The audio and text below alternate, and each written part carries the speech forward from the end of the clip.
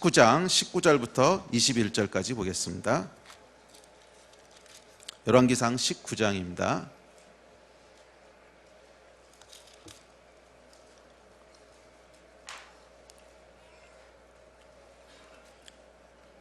예, 19장 19절부터 21절 마지막 절까지입니다. 열왕기상 19장입니다. 열왕기상 19장. 다 찾으셨으면 다 같이 한 목소리로 19절부터 읽겠습니다. 시작. 엘리야가 거기서 떠나 사밧의 아들 엘리사를 만나니 그가 12겨리소를 앞세우고 밭을 가는데 자기는 12제 겨리소와 함께 있더라.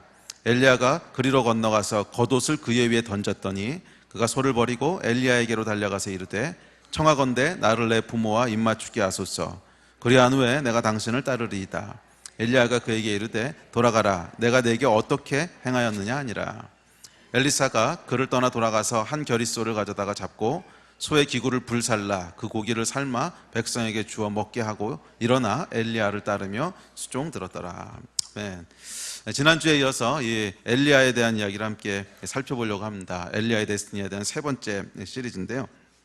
이 엘리야의 인생은 저희에게 주는 교훈이 있습니다. 그것은 하나님을 떠난 타락한 세상 가운데서 우리가 어떻게 살아야 되는가 하는 것에 대한 모델을 제시하고 있습니다. 그래서 우리 지난번에 또 지지난주에 살펴봤지만 엘리야가 살았던 시대는 아주 살기 힘든 시대였습니다. 특별히 영적으로 아주 살기 힘든 시대였습니다. 거의 대부분의 사람들이 하나님을 떠나서 바알을 섬기고 있었고요. 여호와 하나님 앞에 마음을 지키고 있던 사람은 적어도 엘리야가 느끼기엔 자기밖에 없다고 느껴지는, 사실은 그것 말고도 또 하나님이 남겨주신 사람들이 있었지만 엘리야가 느끼기에는 그런 사람을 찾을 수 없어 보이는 아주 살기 힘든, 아주 영적으로 우리가 살아나기 힘든 그런 때였습니다. 이런 시대 가운데 엘리야가 믿음을 지키면서 살아가면서 우리에게 보여주고 있는 메시지와 교훈은 타락하고 하나님을 떠난, 영적으로 그렇게 살기 쉽지 않은 그런 환경 가운데 우리가 어떻게 믿음을 지키면서 살아야 되는가 하는 것에 대한 어떤 모델을 우리에게 보여주고 있다고 믿습니다. 그래서 우리가 살아가고 있는 시대도 점점 영적으로 살기 힘든 시대가 되어갔죠. 한 10년 전, 20년 전과 비교하면 영적인 환경이 너무 많이 바뀌었습니다. 10년 전, 20년 전에는 교회를 다니는 게 그렇게 힘들지 않았어요. 또 특별히 우리 젊은이들이 자기의 신앙에 대한 것들을 학교에서 나는 예수 믿어, 교회 다니 밝히는 것이 아무런 부담이 되지 않았어요. 그런데 요즘은 그런 시대가 아닙니다. 요즘은 특별히 이 젊은 세대로 가면 갈수록, 대학생도 그렇고요, 그 아래로 내려가서 청소년 때로 내려가면 자기가 크리스찬이라고 하는 것을 밝히는 것 자체가 굉장한 스트레스고, 그것을 밝히는 순간 생각지도 못했던 그런 불이익들을 당하게 되는, 이제 친구들로부터 왕따를 당한다든지 하여간 생각지도 못했던 불이익을 당하게 되는 그런 시대로 접어들고 있습니다. 제가 며칠 전에 신문 사설을 하나 읽어보니까 우리나라는 아직 거기까지 가진 않았는데 아마 조만간 그렇게 될 것 같아요. 지금 미국 같은 경우는, 유럽도 마찬가지고, 미국과 여러분 어떤 시대로 접어드냐면 동성애를 지지하는 사람과 동성애를 지지하지 않는 사람으로 갈리는 시대로 들어가고 있다는 거예요. 그래서 사람이 어떤 사람이냐 딱 물어보면 두 개로 딱 클래시파이를 한다는 거예요. 이것이 과거부터 있어 왔던 일이라는 거예요. 그러니까 인류 역사에는 항상 그런 기준들이 있었는데 아주 옛날에는, 그러니까 중세 이전까지는 사람을 나누는 기준이 남자와 여자였다는 거예요. 남자냐 여자냐. 그만큼 성차별이 심했지요. 그랬다가 이제 근대로 넘어오면서 노예냐 자유인이냐, 또 더 넘어오면서 흑인이냐 백인이냐, 항상 사람을 가르는 그런 기준들이 있었고 차별을 해왔는데 지금은 그 차별이 동성애를 지지하느냐 지지하지 않느냐로 갈리고 있는 시대라는 거예요. 감이 오세요, 여러분? 그러니까 우리는 그냥 동성애 그러면 그냥 어떤 작은 이슈라고 생각을 하는데 사실 그렇지 않아요. 지금 미국이라든지 유럽 같은 데 가보면 동성애의 이슈가 과거에 흑인이냐 백인이냐를 가르는 것만큼의 이슈라는 거예요. 그래서 동성애를 지지하지 않습니다, 나는 동성애를 반대합니다 라고 얘기하는 순간 과거의 미국에서 백인들이 흑인을 대듯한 그런 차별을 받는 시대로 들어가고 있다는 거예요. 근데 여러분, 이것이 더욱더 무서운 것은 뭐냐면 유엔에서 이것을 계속 권고한다는 거예요. 인권이라는 이름으로 계속 제3세계 국가들한테 동성애를 지지해라, 동성애에 대한 소수 인권을 보호해야 된다, 인권이라는 이름으로 계속 이것들을 권고하고 있기 때문에 아마 시간 문제일 거예요. 한국도 이것을 끝까지 동성애를 반대하는 이런 유지하기가 쉽지 않을 겁니다. 근데 동성애에 대한 이슈는 뭐 동성애를 하는 사람은 어떻게 보느냐 하는 이슈를 넘어서서 동성 결혼을 인정할 거냐, 사실은 그것을 넘어서서 그 안에 자녀를 입양할 수 있도록 허락할 거냐는 아주 복잡한 이슈를 가지고 있습니다. 근데 자녀를 입양한다고 하는 것은 굉장히 무서운 결과를 초래할 겁니다. 왜냐하면 그 아이의 성적 정체성이 아주 혼란스러워질 거예요. 남자 2명이 이루는 가정 또는 여자 2명이 이루는 가정 가운데 남자를 엄마라고 불러야 되는지 아빠라고 불러. 하여간 굉장한 혼란 속에서 자라게 될 것이고, 이 아이들이 자랐을 때 이 사회가 어떻게 될지는 사실은 굉장히 이제 두려운 거죠. 그리고 사실은 역사가 말해주고 있는 진리는 동성애가 창궐하게 되면 반드시 한 세대 안에 그 사회가 무너졌다는 거야. 저는 그 이유가 거기서 자란 아이들의 성적 정체성이라고 생각을 합니다. 그 안에 아이들이 정상적으로 공급받아야 될 여성성, 남성성 그런 것을 공급받지 못하고 자랐을 때 거기서 나오는 심각한 부작용들이 사회를 항상 붕괴시켰다는 거예요. 그러니까 우리가 지금 이런 시대를 살고 있습니다. 아주 위험한, 아주 복잡한 그런 시대를 살고 있는데, 이런 시대 가운데 하여간 믿음을 지키고 산다고 하는 것이 점점 쉽지 않은 그런 시대가 되어가고 있습니다. 엘리야의 이야기는 이런 시대 가운데 우리가 어떻게 하나님의 사람으로 살아가야 되는지, 어떻게 믿음을 지키면서 살아가야 되는지에 대한 어떤 모델 또는 어떤 메시지를 전해주고 있습니다. 엘리야 이야기의 가장 클라이막스는 열왕기상 17장, 18장, 19장 3장에 걸쳐서 이어지는데요. 이 엘리야가 했던 믿음을 지키며 살아갔던 이야기를 3개로 크게 정리를 해보면, 첫째는 영적 전쟁이었습니다. 우리가 다뤘죠, 지난주에. 세상에 휩쓸리지 않는 영적 전쟁. 두 번째가 마음을 지키는 것이었습니다. 첫 주에 다뤘죠. 휩쓸리지 않도록, 또 우리 마음이 무너지지 않도록, 또 우리 마음이 교만하지 않도록 마음을 지키는 것이었습니다. 마지막 3번째 오늘 살펴보려고 하는 것은 다른 사람에 대한 영향력이었습니다. 자기 혼자만 그렇게 살아가는 것이 아니라 엘리사라고 하는 후계자를 키워내고 선지자 학교를 통해서 수많은 믿음의 사람들을 키워내는, 다음 세대를 키워내는 것이 엘리야 사역의 특징이었습니다. 자, 오늘은 그 3번째로 다른 사람에 대한 영향력에 대한 것들을 살펴보려고 합니다. 그것을 이 다른 사람에 대한 영향력이라고 하는 것은 꼭 다음 세대에만 국한되는 이야기는 아닙니다.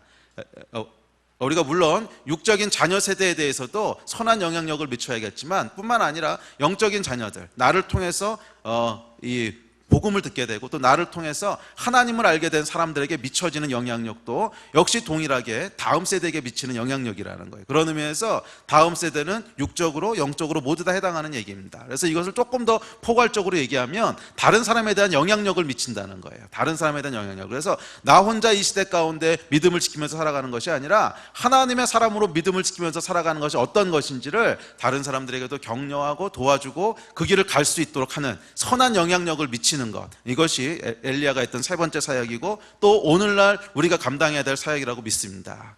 그래서 이 시대를 살아가는 동안 우리는 하나님으로부터 떠나고 점점 타락했어, 점점 망가졌어. 그래서 우리는 그냥 우리를 지켜야 돼. 산으로 들어가서 우리만 믿음을 지키는 것이 아니고, 엘리야가 보여줬던 믿음을 지키는 것의 샘플은 성경에는 여러분 한 번도 믿음의 사람들이 산에서 믿음을 지킨 적이 없어요. 항상 사람들 사이에서 어떻게 하나님을 섬기는 것이 올바른 것인지에 대한 것들을 도전하고 격려하고 선한 영향력들을 미치면서 살아갔고, 예수님 자신도 너희는 세상의 빛과 소금이라고 하셨지 너희의 믿음을 산속에서 지키라고 하신 적은 없어요. 물론 아주 특별한 필요에 의해서 그렇게 살아가야 되는 사람들이 있을지도 모르겠습니다. 그렇지만 일반적인 크리스천의 삶은 우리의 믿음을 지킴으로써 끝나는 것이 아니라 이 시대 가운데 다른 사람의 삶 가운데 선한 영향력을 미치는 것을 포함하고 있습니다. 이 이야기를 오늘 함께 살펴보려고 합니다. 우리 하나님께서 사람 안에 창조해 넣으신 아주 독특한 DNA가 있는데, 그 DNA는 뭐냐 하면 다른 사람의 인생에 의미 있는 영향력을 주고 싶은 마음이에요. 근데 저는 이것이 하나님의 성품이라고 믿습니다. 왜냐하면 개나 돼지의 심령에는 이런 마음이 없어요. 그러니까 개는 내 주위에 있는 다른 이웃 강아지한테 선한 영향력을 미쳐서 제가 견생다운 견생을 살도록 해야지, 뭐 이런 욕구가 없다는 거예요. 그런 거 보신 적 있어요? 어떤 동물도 어떤 다른 피조물도 다른 개체의 인생이 아니지, 뭐 견생 가운데 아니면 묘생 가운데, 하여간 이런 것들 가운데 말이에요, 선한 영향력을 미쳐서 의미 있는 견생을 살도록 하겠다, 이런 욕구를 가진 존재는 없습니다. 인간만이 유일해요. 그런데 인간 안에는 이 욕구가 아주 기본적인 욕구 중에 하나예요. 그래서 우리가 먹는 것, 마시는 것에 대한 욕구만큼이나 강력한 욕구가 뭐냐면 다른 사람의 인생 가운데 영향력을 미치겠다는 욕구예요. 이것을 아직 잘 직시하지 못하신 분들은 부부간의 그 헤게모니 싸움을 한번 보세요. 얼마나 영향력을 미치고 싶어 하는지. 안 그러세요, 여러분? 결혼하고 나면 처음 몇 년 동안 하는 모든 부부가 겪게 되는 과정은 뭐냐면 내 영향력을 저 사람에게 심겠다는 거잖아. 저 사람도 나처럼 살게 만들겠다는 거잖아요. 삶의 패턴부터 뭐 화장실 사용하는 습관부터 시작을 해가지고서 먹는 것, 사는 것, 입는 것, 하여간 모든 것에 있어서 저 인간에게 영향력을 미치지 않으면 참을 수 없는 그것들 우리 안에 있잖아요. 그래서 이것이 수많은 갈등들을 초래하게 되는데 이거 아주 근본적인 욕구라는 거예요. 다른 누군가에게 영향력을 미치고 싶어하는 것이 인간 안에 잠재되어 있는 욕구입니다. 그런데 이것은 여러분 부정적인 욕구가 아닙니다. 하나님이 창조해 놓으신 욕구예요. 왜냐하면 하나님이 그러신 분이세요. 우리 하나님은 다른 피조물들의 그 삶 가운데 의미 있고 선한 영향력을 미치기를 원하시는 그 원함을 가지고 계신 분이세요. 그러니까 하나님께서 그 아들을 보내시고 이미 하나님 모르겠다고 떠나버린데도 그렇게 놔두지 않고 여기 아들을 보내셔서 십자가를 지시고 구원하시고 하는 이 어떻게 보면은 그 참 힘들고 말이 안 돼 보이는 이 이야기를 행하시는 이유가 하나님 안에 있는 이 원함에서부터 나오는 거죠. 어떤 원함? 다른 모든 삶 가운데 의미 있고 선한 영향력을 미치겠다고 하는 그 원함. 이것을 성경은 사랑이라고 부르는 거죠. 사랑이라고 부르는 거죠. 그냥 내 인생만 지키면 되는 것이 아니라 저 사람의 인생도 의미 있고 선한 인생이 됐으면 좋겠다는 거예요. 그 욕구가 있는 거예요. 그것을 성경이 사랑이라고 부르는 거죠. 자, 하나님은 사랑이시기에 그 안에 선한 영향력을 미치겠다고 하는 욕구가 있으시고 사람을 창조하실 때 우리 안에 하나님의 형상을 불어넣으셨는데 그 형상 중에 어떤 것이 있냐면 다른 사람의 인생 가운데 의미 있고 선한 영향력을 미치겠다고 하는 욕구를 불어넣으셨어요. 그래서 여러분 참 재미있는 것은 뭐냐면 우리가 다른 사람의 인생에 관여하고 그럴 때 아이고 참 공사 다 망하다 네 인생이나 챙겨놔 이러고 싶지만 사실은 여러분 어떤 게 있는지 아세요? 다른 사람의 인생에 영향력을 미칠 때 우리 안에 큰 기쁨과 의미와 충만함들이 생기는 거 아세요? 경험하셨잖아요, 여러분. 반대로 얘기하면 내 인생이 아무에게도 아무런 영향력을 주지 않는다. 나는 투명인간이다. 뭐 존재하긴 존재하지만 다른 아무한테도 영향력을 미치지 않는 투명인간 같은 존재다. 이러면 여러분 사람은 살 수가 없어요. 그 인생을 살 수가 없어요. 그것은 그냥 거의 곧바로 자살로 이어질 겁니다. 사람 안에는 이 다른 사람한테 영향력을 미치지 않으면 존재할 수 없는 그런 DNA가 들어있다는 거예요. 그리고 이것이 하나님께서 우리 안에 만들어 놓으신 DNA입니다. 그래서 여러분의 인생도 원래 하나님이 이렇게 창조하셨기 때문에 누군가 다른 사람의 인생 가운데 선하고 의미 있는 영향력을 미칠 때만 행복하고 완성될 수 있어요. 그렇지 않고 여러분들이 내 인생에만 계속 포커스 하잖아요. 내 인생을 어떻게 더 그러면 사실은 내 인생이 풍요로워질 것 같지만 그 인생 말년에 가보면 항상 남는 것이 후회와 비참한 인생만 남게 돼요. 오히려 우리의 삶 가운데 다른 사람의 인생 가운데 다른 사람의 삶 가운데 의미 있고 선한 영향력들을 계속 미칠 때 어떻게 보면 그것이 내 시간을 낭비하는 것 같고 내 물질을 낭비하는 것 같고 에너지를 낭비하는 것 같고 손해보는 것 같지만 오히려 그 안에 큰 기쁨과 큰 만족과 인생의 의미들을 찾게 되는 이것이 하나님이 창조하신 방식이라는 거예요. 그러면 여러분 정말 여러분의 인생이 의미 있고 행복하게 원하신다면 다른 사람의 인생 가운데 선하고 의미 있는 영향력을 미치시는 삶을 시작하시기를 축복합니다. 방법은 다양할 수 있어요. 이것은 여러분의 데스티니와 여러분의 부르심에 따라서 다양한 방법으로 할 수 있겠지만 하여간 궁극적인 본질은 동일합니다. 다른 사람의 인생에 의미 있고 선한 영향력을 미치는 거예요. 그것이 여러분에게 준 축복이고 또 여러분들이 누려야 될 마땅한 하나님의 백성으로서의 삶이라고 믿습니다. 성경에 보면 이런 이야기들로 가득 차 있어요. 예수 그리스도의 인생으로 말미암아 제자들의 삶이 어떻게 영향을 받았는지, 모르드게로 말미암아 에스더의 인생이 어떻게 변화되었는지, 엘리야로 말미암아 엘리사의 인생이 어떻게 되었는지 오늘 살펴보겠지만, 또 모세로 말미암아 여호수아 백성들 어떻게 되었는지, 하여간 이 성경에 또 사무엘로 말미암아 다윗은 어떻게 되었는지, 이 다른 사람의 인생 가운데 관여했던 사람들로 말미암아 다른 그 사람의 인생이 어떻게 변화되었는지에 대한 내용이 성경의 이야기입니다. 잠시 여러분 눈을 감고 한번 곰곰이 생각해 보세요. 아니면 안 감어. 눈을 감고 곰곰이 생각해 보세요. 여러분의 인생 가운데도 누군가가 영향을 미치지 않았어요? 오늘 여러분들이 지금 이 자리에 와 있기까지 영향을 미쳤던 사람들 한번 곰곰이 생각해 보세요. 물론 선한 영향력만 있었던 건 아닐 겁니다. 어떤 사람은 좋지 않은 나쁜 영향을 미친 것도 있을 거예요. 근데 그런 건 잠깐 접어두고 선한 영향력을 미쳤던 사람들 한번 곰곰이 생각해 보세요. 첫째, 여러분을 낳아주신 부모님. 그분들의 영향이 아니었으면 여러분은 존재할 수도 없지요. 또 여러분의 형제 자매, 또 여러분을 사랑해줬던 선생님, 친구들, 또 교회에서 만났던 영적인 지도자들.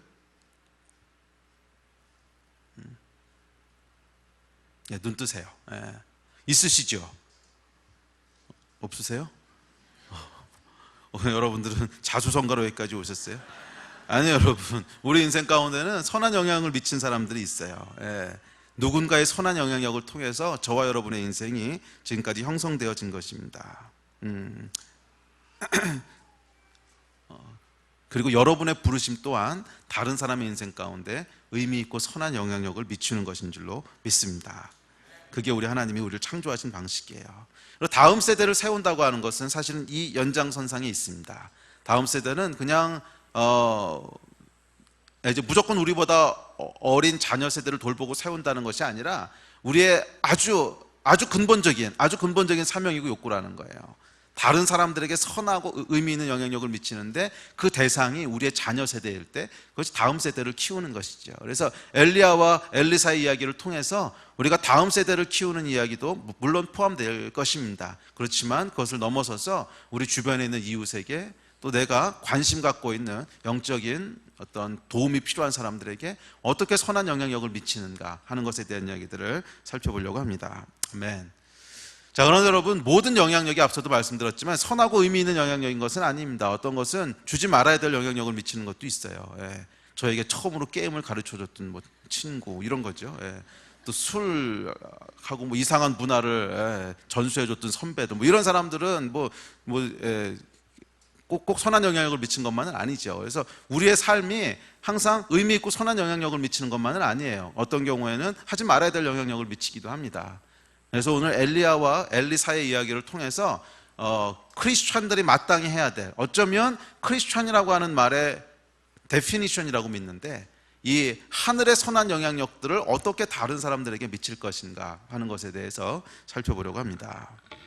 자, 시작해 봅시다. 자, 첫째, 의미 있는 영향을 준다고 하는 것은 누군가의 인생의 방향성을 정해주는 것입니다.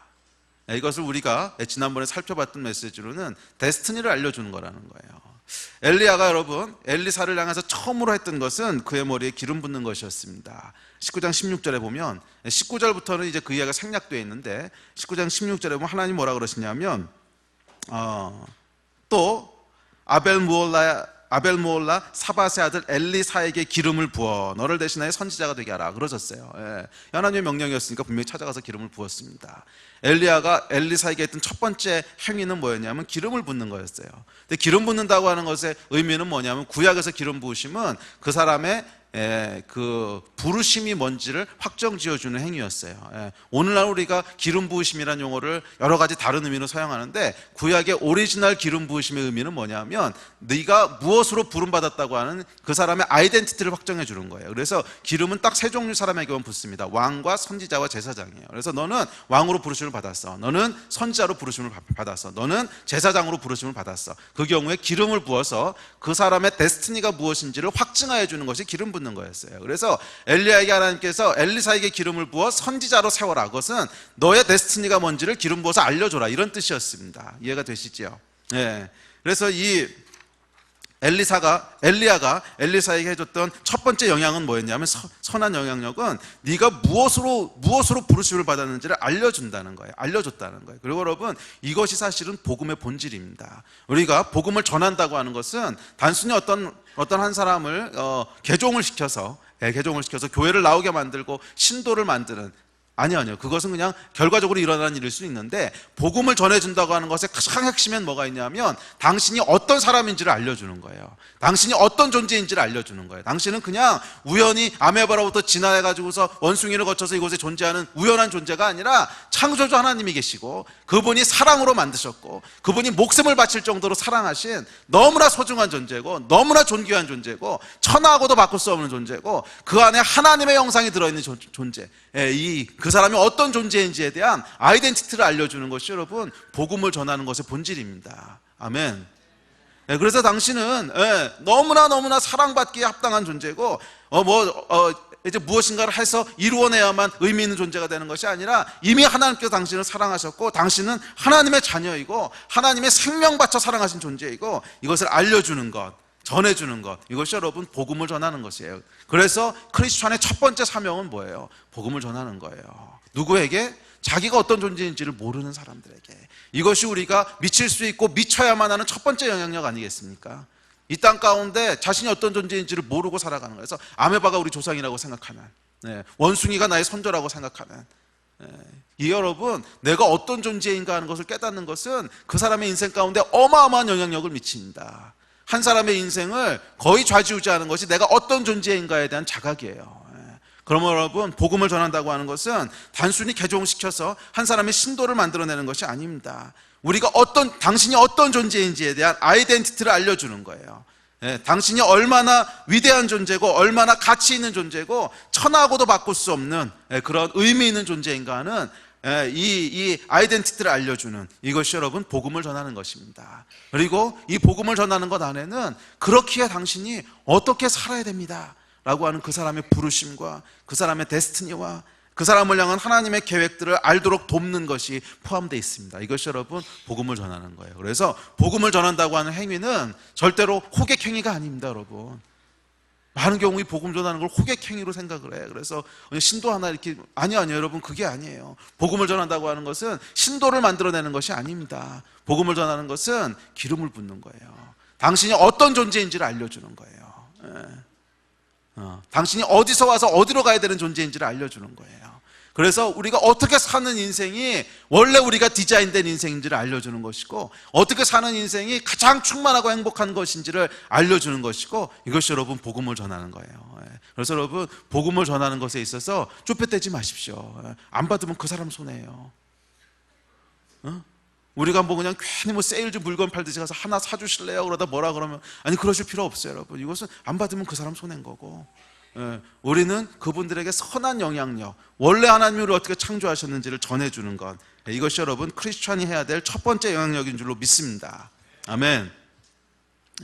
이 다음 세대를 키우는 것도 역시 마찬가지입니다. 다음 세대에게 그들의 데스티니가 무엇인지를 알려주는 것이 사실은 다음 세대를 키우는 첫 번째예요. 그것은 복음 안에서 우리가 어떤 존재인지를 알려주는 것에 시작됩니다. 네가 어떤 존재인지, 네가 하나님 앞에서 얼마나 소중한 존재고 하나님 앞에서 얼마나 비교할 수 없는 그런 존재인지 이것을 알려주는 것이 여러분 우리의 다음 세대를 세우는 첫 번째 열쇠인 줄로 믿습니다. 그들의 데스티니를 알려주는 거예요. 그래서 구약 성경에 보면 아비가 아브라함도 그렇고 이삭도 그렇고 야곱도 그렇고 항상 자기 말년이 되면 이제 죽기 전에 자녀를 축복하고 안수하잖아요. 안수하는 내용에 보면 그 내용이 다 그 사람의 미래의 데스티니에 대한 거였어요. 이제 나중에 가서 찾아보세요. 아브라함이 이삭을 축복할 때도 이삭의 데스티니에 대한 거였고 이삭이 야곱을 축복할 때도 네가 어떻게 될 것이고 너의 민족이 어떻게 될 것이고 이런 내용이었고 야곱이 12아들을 축복할 때도 12아들의 다 특징들을 열거하면서 넌 이렇게 될 거고 넌 저렇게 될 거고 저렇게 돼야 되고 쫙 열거한 다 그 사람이 하나님 앞에서 어떤 존재고 어떻게 살아야 될 것인지를 축복하는 내용. 이것이 여러분 아비 세대가 자녀 세대에게 해줘야 되는 유업입니다. 아멘. 요즘 보면 여러분 이 젊은 세대들이 교회를 떠나는 현상이 아주 급속화되고 있습니다. 그래서 어렸을 때는 교회를 나와요. 왜? 자유가 없으니까.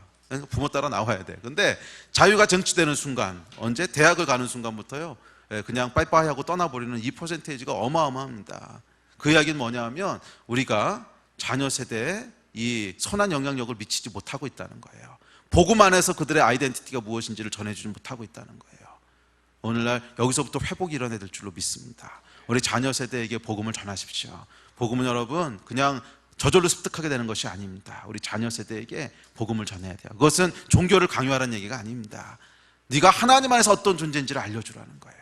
네가 하나님 안에서 어떤 존재인지를 전해줘야 된다는 거예요. 그래서 우리 스스로가 내가 하나님 안에서 이런 존재구나 이걸 깨달을 수 있도록 해줘야 된다는 거예요. 이것이 여러분 가정에서 해야 될 제1호 사역인 줄로 믿습니다. 아멘. 이 일들이 우리 자녀 세대에게 큰 축복이 될 줄로 믿습니다. 자, 둘째, 누군가의 인생에 의미 있는 영향을 준다고 하는 것은 누군가의 인생에 도전을 주는 것입니다. 아무리 내 아이덴티티가 뭔지를 깨닫고 데스티니가 무엇인지를 알아도, 또 내가 하나님 안에서 어떤 존재인지를 깨달아도 그것을 실제로 실행에 옮기는 것은 그렇게 쉬운 일은 아닙니다. 항상 어떤 도전이 필요해요. 항상 격려가 필요하고 도전이 필요합니다. 그래서 우리 인생에 꼭 필요한 것이 있다면 누군가 우리에게 도전을 주는 사람입니다. 그래서 맞아, 내가 이렇게 살 수 있어. 맞아, 내 아이덴티티가 이건데 저 사람 살아가는 거 보니까 그것에 걸맞게 살아갈 수 있어. 맞아, 나도 그 일을 한번 시도해보고 싶어. 이 도전을 주는 거. 엘리야가 여러분 엘리사를 찾아가서 두 번째 했던 일이 뭐냐 하면 겉옷을 그에게 던지는 것이었습니다. 오늘 읽으신 본문이죠. 19절에 보면 겉옷을 그에게 던졌습니다. 겉옷이 상징하는 것은 뭐냐 하면 엘리야의 겉옷은 특별한 상징이 있어요. 이제 나중에도 보면 겉옷을 벗어 이렇게 물을 치기도 하고 겉옷을 엘리사한테 물려주지요. 근데 이 겉옷의 상징은 뭐냐 하면 선지자로서의 직분과 신분이에요. 그래서 엘리야의 겉옷은 엘리야의 그 선지자적 직분과 능력을 상징하는 거였어요. 그래서 겉옷을 엘리사에게 던졌다고 하는 것은 뭐냐 하면 초청한 겁니다. 너도 나처럼 선지자로 부름받았어. 너도 선지자로 살아갈 수 있어. 그냥 그 먹고 사는. 근데 그때 엘리사가 뭐 하고 있었어요? 뭐 소치고 밥 갈고 있었어요. 소문하면서 밥 갈고. 그러니까 이 먹고 사는 생업에 열심히 종사하고 있었다는 거예요. 먹고 사는 생업에 열심히 종사하고 있는 엘리사를 찾아가서 엘리야가 그의 삶에 도전합니다. 엘리사야, 내 삶의 터전을 떠나서 너도 나처럼 하나님의 선지자로 살아보지 않을래? 도전한 것입니다. 그리고 이 겉옷이 그의 위에 던져졌을 때, 즉 엘리사가 엘리야로부터 삶의 도전을 받았을 때 그의 마음이 뛰기 시작합니다. 맞아, 내가 그냥 평생 먹고 살기 위해서만 지음받은 존재가 아니야. 나는 이것보다 더 의미 있는 일을 할 수 있도록 지음받았고, 나는 이것보다 더 위대한 일을 할 수 있도록 지음받았고. 엘리야 이름을 모르는 사람은 없었습니다. 여러분, 이때가 엘리야 사역의 말기이기 때문에 엘리야는 이미 이때는 그 유명한 갈멜사 전투를 다 끝내고 난 다음이었고요. 엘리야 이름을 모르는 사람은 없었어요. 엘리사가 엘리야의 인생을 볼 때, 맞아, 나도 저 사람처럼 살 수 있어. 맞아, 나도 그냥 단순히 먹고 사는 것으로 내 인생이 끝나는 것이 아니라 나도 엘리야와 같은 삶을 하나님의 사람으로 살아갈 수 있어. 이것에 여러분 마음이 뛰기 시작한 거예요. 여기에 마음이 뛰기 시작한 거예요. 그리고 이 도전에 엘리사가 반응했을 때 당장 어떻게 해요? 돌아가서 부모님께 작별 인사하고 소잡고, 그 다음에 쟁기를 태워가지고 잡은 소를 바베큐 해가지고서 쫙 동네 사람들 나눠주고 엘리야를 따라가게 됩니다. 이거 여러분, 크리스찬이 선한 영향력을 끼친다고 하는 것은 누군가의 인생에 새로운 인생으로 돌아가도록 도전하는 거예요. 도전을 주는 거예요. 그래서 여러분, 크리스찬의 역할은요, 그저 교회에서 예배 드리는 것 이상의 것입니다. 저는 여러분들이 이 크리스찬의 본질이 무엇인지를 알고 누리게 되기를 너무너무 갈망합니다. 너무너무 원해요. 크리스찬은 여러분 교인이 아니에요. 교인은 뭐야? 그냥 교회 나와서 예배 드리는 사람 보통 교인이라 그러잖아. 아니요 여러분, 그냥 크리스찬은 일주일에 한 번씩 나와서 예배 드리고 돌아가면은 그냥 이 생업에 종사해서 정신없이 살아가고, 이제 그러다 상처받고 그다음에 뭐 병들고 위로가 필요하고, 그럼 또 교회 나와가지고서 위로받고 상처 치료하고 또 돌아가서 열심히 생업에 종사하고. 아니요 여러분, 이것이 크리스찬이 아니에요. 크리스찬이라고 하는 말에 담겨진 정말 참된 의미는 뭐냐면, 크리스찬은 누군가 다른 사람의 인생 가운데 의미 있고 선한 영향력을 미치는 사람들이라는 거예요. 누군가 다른 사람의 인생 가운데 의미 있고 선한 영향력을 미치는 사람이라는 거예요. 그 사람의 아이덴티티가 무엇인지를 가르쳐주는 것을 넘어서서 누군가의 인생을 도전함으로 말미암아 일어설 수 있도록 해주고, 누군가의 인생에 도전을 줌으로 말미암아 그가 용기를 가지고 길을 갈 수 있도록 해주고, 그래서 새로운 인생을 걸어갈 수 있도록 해주는, 이것이 여러분 크리스찬이라고 하는 말의 참 뜻입니다. 놀랍지 않으세요? 저와 여러분의 삶 가운데는 하나님의 백성으로 우리가 부름받는 그 순간부터 누군가 다른 사람의 인생을 일어날 수 있도록 해주고, 걸어갈 수 있도록 해주고, 새 일을 시작할 수 있도록 해주는 믿음의 도전을 줄 수 있는 그런 존재들이라는 거예요. 잘 생각해 보세요 여러분. 예수님이 이 땅에 계셨을 때 끊임없이 하셨던 일이 무엇인가 생각해 보세요. 이 일 하시지 않으셨어요?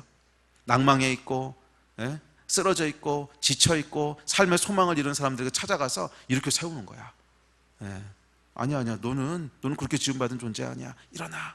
실로암 연못에서 그 일을 행하셨잖아요. 너는 평생 장님으로 거린으로 살 존재가 아니야. 일어나. 그를 격려해서 실로암으로 가게 만드시고 새로운 인생을 출발하게 하세요. 또 요한복음 5장에 보면 베데스다 연못가에 38년 된 병자가 있었어요. 이 병자는 삶의 소망이 없는 사람, 38년을 그 연못가에 앉아 있었어요. 왜? 전설이 하나 있는데 이 연못에 물이 샥 하고 움직일 때가 있다는 거예요. 그때 제일 먼저 들어가는 사람은 무슨 병이든지 낫는다는 거야. 근데 이거는 믿거나 말거나야. 증명된 것도 아니야. 그런데도 불구하고 소망이 없는 거야. 이게 불치병이었겠죠. 불치병이니까 어디 가서도 고칠 수가 없으니까 이거라도 붙들고 있지 않으면 소망이 없는 거야. 그래서 베데스다 연못가에 38년 된 병자가 상징하는 건 뭐냐면 소망이 끊어진 사람이라는 거예요. 사실은 그것이 병을 고쳐줄지 안 고쳐줄지도 알 수 없는, 이것마저 놔버리면 아무 소망이 없기 때문에 그게 아닐지도 모른다는 걸 알면서도 38년을 그 자리를 떠날 수 없었던 그 불쌍한 영혼, 거기에 예수님께서 찾아오셨어요. 그를 명하십니다. 네 자리를 들고 일어나라. 그랬을 때 이 사람이 놀랍게도 자기가 38년 동안 죽치고 있던, 소망도 없고 희망도 없고 절망과 어둠 가운데 지치고 있던 그 자리를 박차고 일어나요. 그리고 하나님께서, 예수 그리스도께서 뭐라고 명령하시냐면 네가 앉고 있던 그 자리를 들고 일어나 걸어가라. 그랬을 때 그 자리를 들고 일어나서 걸어갑니다. 이것은 여러분 마을로 걸어 들어간 것이 아니라 새로운 인생으로 걸어 들어간 거였어요. 38년 동안 소망도 없고 희망도 없고 절망 가운데 앉아있던 사람이 예수 그리스도라고 하는 이분을 만났을 때 삶에 새로운 도전이 들어오기 시작해요. 아니야, 나는 여기서 계속 앉아서 이렇게 살 사람이 아니고 일어나서 걸어갈 수 있어. 저분의 말을 들으면 뭔가 하실 것 같아. 저분의 말을 들으면 나도 할 수 있을 것 같아. 그 믿음과 소망과 도전이 그의 인생 가운데 들어왔을 때 놀랍게도 그가 38년 동안 앉아있던 자리를 박차고 일어나서 새로운 인생으로 걸어 들어갔어요. 어느 날 어부들이 고기를 잡고 있었습니다. 여느 날과 다를 거 없었어요. 그냥 날씨 좋은 날이었고 고깃배를 띄기 위해서 열심히 그물을 손질하고 있었습니다. 그런데 그들에게 한 분이 찾아오십니다. 그분은 창조주 예수 그리스도였어요. 그리고 그들에게 도전하십니다. 너 사람을 낚는 어부가 되어보지 않을래? 너 사람을 낚는 어부가 되어보지 않을래? 이 한마디에 그들의 마음이 움직이기 시작합니다. 맞아, 내가 평생 여기서 먹고 사는 일만 하기 위해서 부름받은 건 아니잖아. 어쩌면 나도 저 랍비처럼, 이미 그때 예수 그리스도의 이름은 알려져 있었어요. 나도 저 랍비처럼 다른 사람의 인생 가운데 영향력을 미칠 수 있게 될지 몰라. 사람을 낚는 어부란 게 그거잖아요. 다른 사람의 인생 가운데 영향을 미칠 수 있을지 몰라. 나도 저 랍비처럼 하나님의 일을 할 수 있을지 몰라. 나도 저 랍비처럼 사람들을 진리로 인도하게 될 수 있을지 몰라. 내 모습을 바라보면 나는 뭐 많이 배운 사람도 아니고 교육을 받은 사람도 아니고 돈이 많은 사람도 아니고 사실은 평범한 것을 지나쳐서 못난 인생이지만, 그럼에도 불구하고 왠지 저분의 말씀을 듣고 있으면 나도 할 수 있을 것 같아. 왠지 저분의 말씀을 듣고 있으면 내 인생도 다르게 살 수 있을 것 같아. 이 마음이, 그들의 마음이 요동치기 시작했습니다. 그리고 베드로와 안드레가 그물을 버려두고 예수 그리스도를 쫓기 시작했을 때 그들의 인생을 통해서 여러분이 잘 아시는 사도행전의 역사와 인류 2000년 인류사를 이어오는 교회의 놀라운 역사가 시작되었습니다. 참 놀라운 것은 여러분, 예수 그리스도를 만나는 사람은 누구든지 도전을 받았어요. 누구든지 도전을 받아서 새로운 인생을 살게 됐는데, 어느 정도였냐면 여러분, 심지어 예수님은 죽은 나사로도 도전해서 다시 나오게 하십니다. 참 놀랍지 않아요?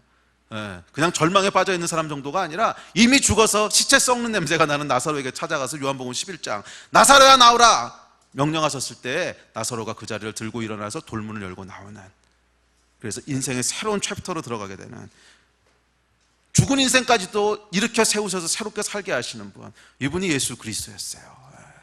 예수님을 만난 사람은 그래서 누구든지 위대한 인생을 살게 되는 참 특별한 능력이 예수님만에 있어서, 그렇지 않아요? 예수님이 세우셨던 사람들을 보면 뭐 탁월하고 똑똑하고 이런 사람들이 아니었어요. 거의 대부분이 어부고 세리고 사실은 평균보다 못난 사람들이, 평범하다 못해 사실은 못난 그런 사람들이었어요. 그렇지만 이들이 예수 그리스도를 만났을 때 그들의 마음이 요동치기 시작하고 삶에 도전이 들어오기 시작하고 새로운 인생을 향해 발걸음을 뗄 용기를 가지게 되었고, 그 결과 인류 역사를 바꾼 십비 사도가 되었고요, 유럽의 운명을 바꾼 위대한 선교사 바울이 되었고, 향유의 스토리를 지닌 마리아가 되는 모두 다 위대한 인생들을 살게 됐습니다. 이것이 여러분 복음이에요. 그런데 참 놀라운 것은 예수님께서 이것이 나에게만 속한 사역이 아니라는 거예요. 이것이 나에게만 속한 사역이 아니라 모든 크리스천들에게 주어진 능력이라는 거야. 요한복음 14장 12절에 보면 이렇게 말씀하세요. 내가 진실로 너에게 이르노니 나를 믿는 자는 내가 하는 일을 그도 할 것이요 또한 그보다 더 큰 일도 하리니. 예수 그리스도 안에 있어서 특별한 능력이 있으셨어요. 만나는 사람마다 그 인생을 도전하시고 세우셔서 새로운 인생, 위대한 인생이 되게 하셨는데, 예수님이 뭐라 그러시냐면 이것은 나에게만 속한 게 아니라는 거야. 누구든지 나를 믿는 자들, 누구예요? 크리스찬들. 크리스찬의 의미가 예수를 따르는 자들이라는 뜻이잖아. 누구든지 나를 믿는 자들, 크리스찬들. 그들은 내가 한 일을 할 것이요 내가 한 것보다 더 큰 일을 할 거라는 거예요.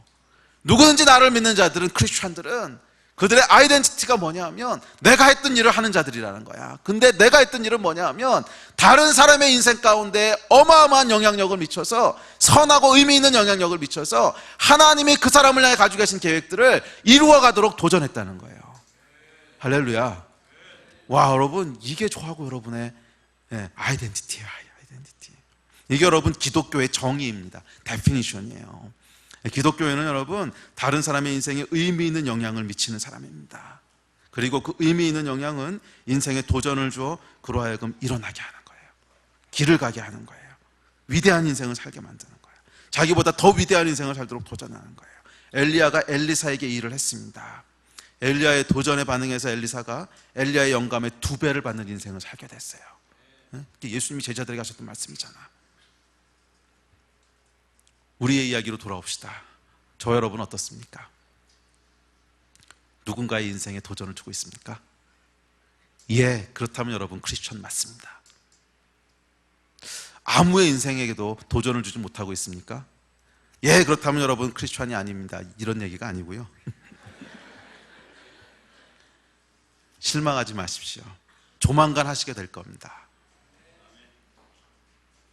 정말 여러분 안에 예수 그리스도의 영이 있다면 조만간 하시게 될 거예요. 왜요? 제가 여러분에게 도전하고 있잖아요. 그 일을 할 거냐 말 거냐 하는 것은 도전에 반응하느냐 안 하느냐로 결정되는 거예요. 엘리사에게 엘리야의 도전이 떨어졌습니다. 엘리사가 위대한 인생을 살게 되고요, 엘리사의 삶을 통해서 수많은 선지자들이 영향을 받게 됩니다. 엘리사가요, 그 전까지 일하고 있던 사람 아니었어요. 엘리사는 그냥 소치고 밭갈던 사람이었어요. 그런데 엘리야의 도전에 반응했을 때 엘리사가 이 일을 하게 되잖아요. 지금 누군가의 인생에 영향을 주고 있다면 맞아요, 여러분 크리스천이에요. 그게 크리스천의 데피니션이에요. 그렇지만 아직까지 아무 영향을 주고 있지 못하다면 괜찮습니다. 실망하지 마십시오. 조만간 하시게 될 거예요. 제가 지금 겉옷을 벗어서 던지는 그 퍼포먼스를 했어야 되는데 생각이 짧았네. 뭔가 망토를 하나 들고 나와서 입에 샥 던졌어요. 제가 여러분에게 도전합니다. 이 도전에 여러분이 반응하시냐 반응하시지 않냐 여러분의 선택이에요. 그러나 여러분들이 이 도전에 반응하신다면 기대하십시오. 여러분의 인생이 누군가에게 영향을 미치기 시작할 겁니다. 누군가의 인생에 선하고 의미 있는 영향을 미치게 될 겁니다. 이 삶에 도전하신 여러분 되시기를 주의 이름으로 도전합니다. 아멘이 딱 반밖에 안 나오네요. 그럼 그냥 그렇게 사실 거예요. 누군가의 인생에 의미 있는 영향을 미치는 사람들이 되시기를 예수의 이름으로 도전합니다. 아멘. 여러분, 이게 사실은 다음 세대를 세우는 비결이기도 합니다. 아비는 자녀의 데스티니를 알려줄 뿐만 아니라 그들의 인생에 도전이 되는 사람이에요. 나도 아버지처럼 살아야지. 이게 다음 세대를 세우는 비결인 줄로 믿습니다. 또한 저희 교회가 다음 세대 가운데 끊임없이 도전을 주는 교회로 그렇게 남아있기를 소원합니다. 자, 셋째, 의미 있는 영향을 준다고 하는 것은 누군가의 인생에 따뜻함을 주는 것입니다. 쉼을 주는 것입니다. 이 하나님의 이 하나님을 떠난 세상 속에서 믿음의 길을 간다고 하는 것은 여러분 쉬운 일이 아닙니다. 저와 여러분도 경험해 보셨겠지만 결코 쉬운 일이 아닙니다. 도전을 받아서 막 믿음으로 떠나는 것까지는 할 수 있을지 몰라요. 근데 가다 보면 관두고 싶을 때가 한두 번이 아니야. 지치기도 하고 힘들기도 하고 이거 그냥 이렇게 해야 돼? 그냥 딴 거 하면 안 돼? 에이 모르겠다 그냥 주저앉아 버리자 이럴 때가요 한두 번이 아닙니다. 여러분 우리 인생 가운데 많이 경험하는 일들이잖아요. 그때 여러분 이들로 하여금 끝까지 그 선한 길을 갈 수 있도록 만들어주는 것은 누군가의 따뜻한 격려와 따뜻한 밥 한 그릇과 또 쉴만한 잠자리와 이거였던 거 아세요? 다윗의 인생에도 여러분 위기가 있었습니다. 이 사무엘에 와서 다윗의 머리에 기름 붓죠. 너는 왕이다. 그러고 이제 떠났습니다. 이게 이제 도전을 준 거지요. 그래서 이 도전에 다윗이 반응을 합니다. 그래서 목동의 길을 떠나서 전사의 길로 들어섭니다. 굉장한 성공을 거두는 듯이 보였습니다. 이 전사로서 군인으로서의 다윗은요 큰 성공을 거뒀습니다. 일단 골리앗을 쓰러뜨렸고 그 다음에 가는 곳곳마다 승전거를 울렸습니다. 인생이 잘 나가는 것 같았고 그의 데스티니가 이루어지는 것 같았습니다. 그런데 생각지 못했던 함정에 빠지는 날이 옵니다. 뭐예요? 사울이 시기하기 시작하는 거예요. 이놈이 보니까 나보다 잘 나가네. 점점점 시기하기 시작하더니 드디어 죽이려고 달려듭니다. 다윗의 마음이 무너지기 시작하고 힘들어지기 시작했습니다. 전사고 뭐고 다 관뒀으면 좋겠다. 옛날에 목동할 때가 좋았는데, 그때 여러분 다윗이 찾아간 곳이 어딘지 아세요? 사무엘상 19장에 보면 사무엘을 찾아가요. 사무엘을 찾아가서 다윗이 도피하여 라마로 가서 사무엘에게로 나아가서 사울이 자기의 행한 일을 다 전하였고 다윗과 사무엘이 나요스로 가서 살았더라. 다윗이요 사무엘의 집에서 먹고 자고 했다는 거예요. 먹고 자고 했다는 거예요. 그리고 이 사무엘이 제공했던 이 쉼터가 사실은 다윗이 2라운드를 시작할 수 있는 그 용기와 힘을 줬습니다. 다윗의 2라운드는 뭐냐면요, 1라운드는 막 용사로서 성장하는 거였다면 2라운드는 십수년을 사울에게 쫓겨서 짐승처럼 살아야 되는 삶이었어요. 참 쉽지 않은 여정이었어요. 그럼에도 불구하고 다윗이 그 길을 끝까지 고수로 해서 결국 왕이 될 수 있었던 비결에는 저는 사무엘의 격려가 있었다고 믿습니다. 이 다윗이 힘들고 어려울 때 그를 품어주고, 다윗이 힘들고 어려울 때 밥을 먹여주고, 잠자리를 제공해주고, 이 배려가 다윗의 인생을 다르게 만들었습니다. 오늘날 다음 세대에게 또 다른 사람들에게 저는 아주 필요한 것 중에 하나가 이것이라고 믿습니다. 많은 사람들이 예수 그리스도를 만나고 믿음으로 그들의 인생을 떠납니다. 그래서 나는 정말 하나님을 위해서 한번 살아볼 거야. 이제 믿음으로 믿음의 기업을 일으켜 볼 거야. 일터에서 정말 하나님의 사람답게 살아볼 거야. 나는 좋은 엄마가 돼서 다음 세대를 믿음의 정말 사무엘 같은 또 이 다니엘 같은 사람들을 키울 거야. 여러 가지 비전들을 가지고, 또는 선교사가 될까요, 목사가 될까요, 여러 가지 비전들을 가지고 믿음의 길을 떠나요. 근데 이거 끝까지 가는 게 참 쉽지 않아요. 중간에 관두고 싶을 때가 한두 번이 아니고, 중간에 에이 몰라 이러고 싶을 때가 한두 번이 아니에요. 그럴 때 여러분 정말 필요한 선한 영향력은 뭔지 아세요? 이 사람들에게 격려와 쉼터를 줄 수 있는 사람이에요. 힘들지? 오케이, 잠깐 와봐, 일로 와봐. 그래서 재워주고 먹여주고, 그냥 아무 말 안 해도 그냥 그냥 여기서 자다가 이런 거, 따뜻한 국밥 한 그릇 사주는 거. 여러분 이게요 얼마나 큰 위로와 격려가 되는지. 이 쉼터를 제공했을 때 따뜻한 환대, 격려의 말 한마디, 따뜻한 밥 한 공기, 그것도 아니면 그저 같이 울어주는 것, 한 사람의 인생 가운데 어마어마한 영향력이 되는 것을 여러분 아시기 바랍니다. 그래서 크리스찬 여러분, 단순히 아이덴티티를 알려주고 도전해서 길을 가게 하는 것뿐만이 아니라 그 길을 가는 동안에 계속 함께하며 지켜봐 주는 거예요. 언제 이 사람이 도움이 필요한지, 언제 쉼이 필요한지, 숨을 고르고 가야 될 때는 언젠지, 그것을 계속 봐주는 거예요. 이것이 크리스찬입니다. 그리고 예수님이 그 일을 하셨어요. 수고하고 무거운 짐진 자들아 다 내게로 오라, 내가 너희를 쉬게 하리라.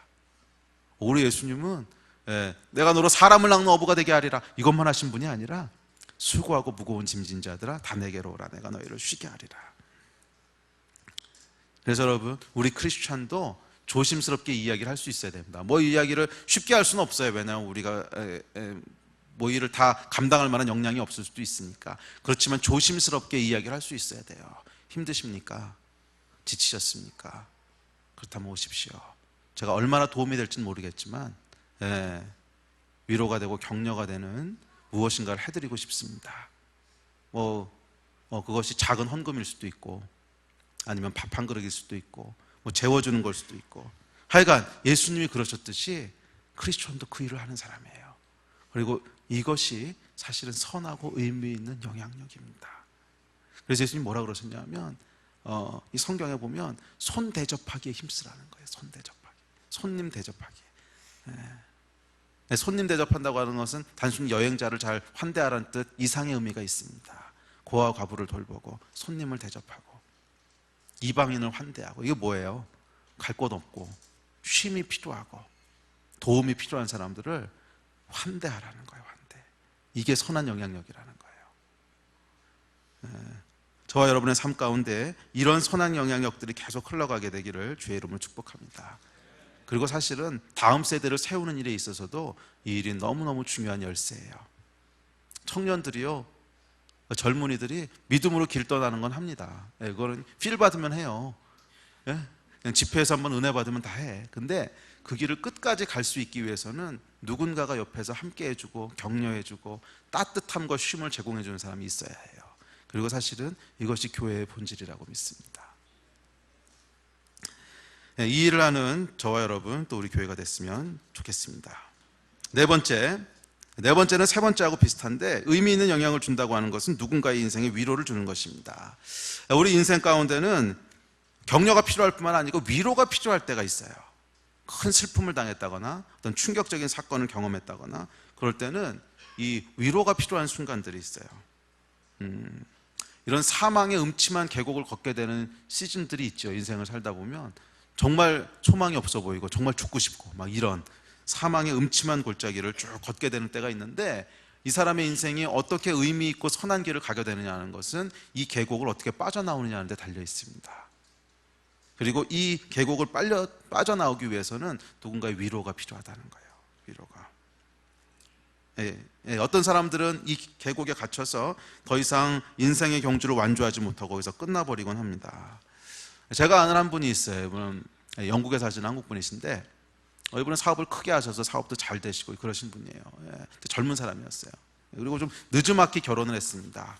늦지막히 결혼을 해서 사랑하는 아내를 얻고 첫 아이를 임신했습니다. 아주 건강하게 자랐습니다. 근데 아이를 출산하기 한 달 전에 정말 생각지도 못하게 갑자기 아내가 죽었어요. 아무 문제가 없던 사람이에요. 무슨 유전적으로 문제가 이런 것도 아니었고 아주 건강했는데 갑자기 아내가 죽었어요. 뭐 이유를 알 수 없는 걸로 아침에 병원에 들어갔는데 저녁에 죽었어요. 물론 아이도 함께 죽었죠.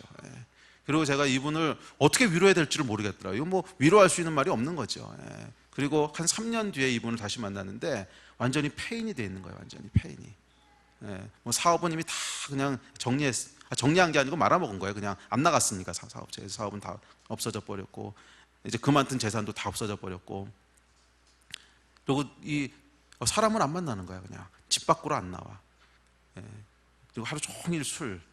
그러다가도 이 고통이 없어지지 않으니까 마약까지 손댔더라고. 그래서 사람이 완전히 폐인이 돼 있는 이 사람을 제가 만났는데 도대체 어떻게 위로를 해야 될지를 모르겠는 거예요. 이게 뭐 위로할 수 있는 말이 있어야 위로를 하지. 근데 참 놀라운 것이 그때 저하고 함께 있던 미국에서 오신 목사님 한 분이 계셨어요. 근데 이 목사님이 좀 나이가 지긋하신 분인데 똑같은 경험을 하신 거야. 사고로 가족 전체가 다 죽은 거예요. 이 목사님 빼고는. 근데 참 놀라운 게 이 목사님이 이 청년을 꼭 끌어안고 아직 소망이 있어. 다시 할 수 있어. 이 얘기를 하는데 위로를 받는 거예요. 저는 아무리 그 얘기를 해줘도 위로가 안 돼요. 이 청년한테는. 근데 이 목사님이 하시니까 위로를 받는 거야. 여러분, 엘리야가 말이에요. 엘리사가 선지자로 살아갈 때 한 번도 실망스러운 일이 없었을까요? 사람인데. 분명히 엘리사도요 관두고 싶은 순간이 있었을 거고 크게 디프레스 되는 순간이 있었을 거예요. 그런데 곰곰이 묵상을 해봤어요. 엘리사에게 가장 큰 위로가 뭐였을까? 곰곰이 생각해 보니까 갈멜산에서 불을 내리는 엘리야가 아니야. 그거는 로뎀나무 아래에서 죽여달라 그러는 엘리야예요. 막 죽겠고 힘들었는데 이게 나는 뭐냐, 왜 이러고 있냐. 그런데 곰곰이 생각해보니까 엘리야도 그랬지. 이 생각이 떠오를 때 여러분 어마어마한 위로와 격려를 받는 거 아니겠어요? 그렇지 않아요 여러분? 성경을 읽을 때 여러분 누구한테 제일 많이 위로를 받으세요? 많은 사람이 다니엘에게 위로받았던 사람은 없어. 다니엘에게 도전받았던 사람은 있어요. 미스터 퍼펙트. 뭐 못하는 게 아무것도 없잖아. 근데 베드로에게는 많은 위로들을 받으세요. 저 정도면 나도 할 수 있을 것 같아. 아마 이 엘리사의 인생 가운데 크게 위로가 됐던 것은 불을 내리는 엘리야가 아니었어요. 로뎀나무 아래에 있었던 엘리야였지. 여러분, 우리도 삶을 살다 보면 실패할 때가 있습니다. 실패할 때가 있어요. 근데 두려워하지 마세요. 또 우리가 생각하지 못했던 고통과 아픔을 당할 때도 있어요. 뭐 이해할 수 없는 사건들이 일어날 수도 있어요. 의아해하지 마세요, 여러분. 그 당시엔 다 이해할 수 없을지 몰라. 근데 나중에 가보면 하나님께서 이것들을 선한 영향력으로 바꾸시더라는 거예요. 어떻게? 누군가를 위로하고 격려할 수 있는 선한 영향력으로 바꾸시더라는 거예요. 실패까지도 쓰시는 분이세요. 많은 사람들이 이 선한 영향력에 대한 얘기를 할 때 누군가의 모델이 될 거를 자꾸 생각을 해요. 나는 그래서 잘 살아야 되고 모델이 될 만한 인생을 살아야 되고 그래서 이 엘리야처럼 엘리사에게 도전을 주고 맞아 나도 아버지처럼 살아야지 막 이런 도전을 주는 것만이 선한 영향력이라고 생각하는데, 이것만 선한 영향력이라면 여러분 우리가 주눅 들어서 어디 선한 영향력 미치겠어요? 근데 우리 하나님은 그런 분이 아니세요. 어떤 경우에는 우리의 실패도 쓰시고, 엘리야의 실패를 들으셔서 엘리사를 위로하시고, 또 우리의 고통도 사용하셔서 정말 이해할 수 없는 고통이었지만 그 고통을 통과하는 순간 누군가를 위로할 수 있는 권위를 갖게 되네. 참 하나님의 그 신비가 있어요. 그래서 하나님이 우리에게 요구하시는 것은 뛰어나고 성공적인 삶을 살아가는 게 아니에요. 그것은 하나님 앞에 정직하고 믿음 있는 삶을 사는 것을 요구하시는 거야. 이해할 수 없는 상황 가운데서도 하나님 선하십니다. 하나님 신뢰합니다. 이거 원하시는 거고요. 실패하는 상황 가운데서도 내 실패를 막 이렇게 포장해가지고 바꾸는 것이 아니라 그냥 정직하게 실패를 인정하고 거기서 다시 시작하고, 이 태도가 있을 때 우리 하나님께서는 우리의 실패와 우리의 고통까지도 쓰시는 분이세요. 이것이 선한 영향력인 줄로 믿습니다. 혹시 여러분 어떠세요? 이 가운데도 아마 사망의 음침한 계곡을 지나는 분들이 계실 겁니다. 그렇지만 여러분 실망하지 마세요. 주저앉지 마시고 다 이해하려고 하지 마세요. 어떤 건 이해 안 되는 것들도 있어요. 다 이해하려고 하지 마세요. 신뢰하세요. 이해가 아니라 신뢰하세요. 언젠가 하나님께서 이 모든 것들을 선하게 바꾸실 거라고 하는 거, 그거 신뢰하세요. 그래서 하나님께서 여러분이 지금 걸어가고 있는 그 과정들을 누군가를 위로할 수 있는 권위를 획득하는 그 과정으로 사용하실 줄로 믿습니다. 아멘. 마지막 5번째죠. 누군가에게 의미 있는 영향을 준다고 하는 것은 그 인생을 축복하는 것입니다. 예배팀 나오시겠어요? 축복한다고 하는 것은 자기의 권리를 주는 것입니다.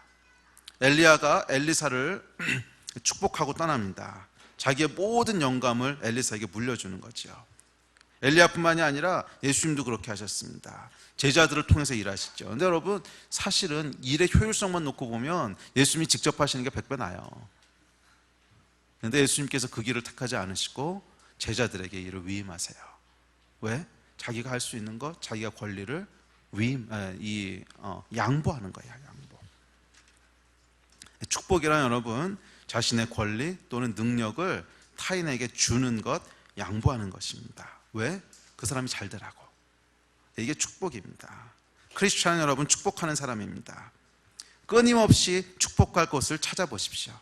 끊임없이 여러분 주변에 나의 권리를 양보할 수 있는 곳을 찾아보십시오. 끊임없이 여러분 주변에 여러분의 힘이 필요한 곳을 찾아보십시오. 끊임없이 찾아보십시오. 이것이 영향력을 미치는 것입니다. 그것은 축복하는 거예요. 축복이라고 하는 건 말로 그냥 잘 돼 하는 것 이상의 거예요. 내가 가진 것들을, 그것이 시간이든 돈이든 권리든 그 사람을 위해서 양보하는 거예요. 이게 축복이에요. 그래서 누군가 축복할 사람들을 끊임없이 찾아보세요. 내 주변에 내 도움이 필요한 사람은 없는가? 내 주변에 내가 물질로 도와야 될 사람은 없는지, 내 주변에 내가 마음으로 격려해야 될 사람은 없는지, 내 시간을 필요로 하는 사람은 없는지 끊임없이 찾아보세요. 그리고 그것을 드리세요. 이것이 축복이에요. 그리고 거기에 선한 영향력을 미치는 능력이 있습니다. 근데 여러분 참 재미있는 건 뭐냐면 이렇게 할 때 우리 안에요 오히려 기쁨이 있는 거 아세요? 이 구제를 정기적으로 하는 분들의 공통적인 특징은 뭐냐면 중독성이 있다는 거야. 남을 돕는 것에 중독성이 있다는 거예요. 근데 여러분 이것은 이미 예수님께서 하신 말씀이에요. 주는 자가 받는 자보다 복되도다. 주는 자가 받는 자보다 복되다. 이미 말씀하셨어요. 자, 그런데 여러분 이 축복은 주는 것이기 때문에 줄 것이 있어야 돼요. 줄 것이 없으면 축복할 수가 없어. 그래서 이 구약의 축복의 모습들을 보면 항상 인생 말년에 축복하는 거 아세요? 젊은 사람이 막 축복하는 게 아니라 인생 말년에 축복을 해요. 왜냐하면 줄 것이 좀 모여야 축복할 수 있는 거야.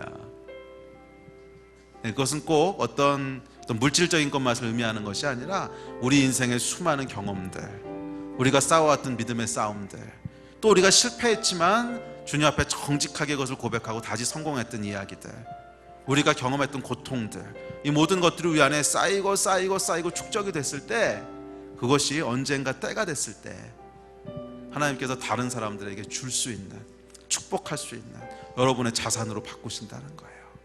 그래서 여러분, 축복하는 자가 되기 위해서는 우리 주님 앞에서 믿음의 삶들을 사세요. 믿음의 선한 싸움에서 승리하시고요. 또 뭐 실패할 수도 있어. 괜찮아요. 그 실패 가운데 좌절해 계시지 마시고, 이 실패를 내가 어떻게 정직하게 인정하고 다시 일어서느냐 하는 것이 누군가에게 어마어마한 축복이 될 수 있는 거 아세요? 엘리사에게 축복이 뭐였겠어요? 엘리야가 그 지경으로 무너져서 죽여주십시오. 그러다가도 결국 일어나가지고서 다시 끝까지 자기 사명을 했구나. 그게 엘리사에게 어마어마한 축복이었잖아. 우리도 여러분, 실패하셨습니까? 괜찮아요.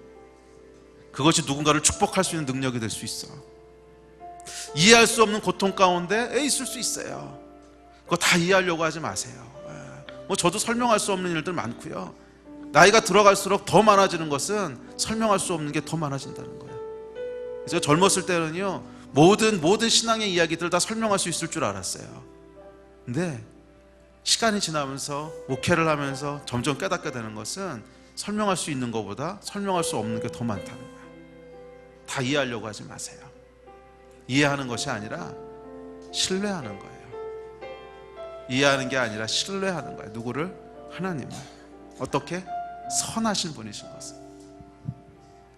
그래서 하나님께서 우리 이해할 수 없었던 그 시간들과 이해할 수 없었던 고통들도 누군가를 축복할 수 있는 자산으로 바꾸시는 거예요. 이게 복음의 능력인 줄로 믿습니다. 기도합시다.